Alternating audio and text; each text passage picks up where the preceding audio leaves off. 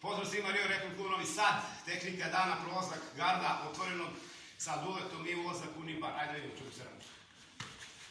Kad se dulet nađe otvorenu gardu, prvo što moram da znam, ne smem biti blizu, ne smem da mi stavlja kuke, ne smem da mi hvata rukava, noge da hvata gardove, bilo koje vrste, znači nalazim se ovdje, kontrolišem njegove zlobode, nožne, znači tu su. I krećem lagano, uhvatim desnom novom rukom, desni zglob i koleno lagano, uradim manjski ovdje. Dakle, mogu da prođem garde.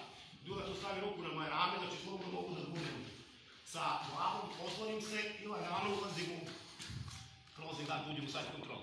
Iz ove varijante ima dobar oslonac i nemam puno da čekam, šta radim, gledaj. Podignem koleno što više ka sebi.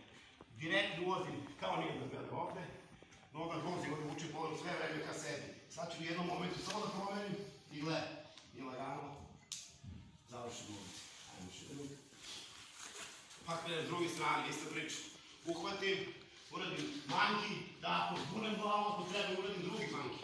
Znači mogu i to da radim, znači naravno spuštam se direktno na duleta i sad težina je gore, ruka koji stoji tu, pokupi koleno, uđem što dublje, zatvorim i učem 5 ruke kada jedan nibar, drugi nibar. Znači jednom lagano, sa druge strane, tu sam, uhvatim, manki, drugi step, povučem, zatvorim i završim. To je to. Tehnike dana, prolazak garda.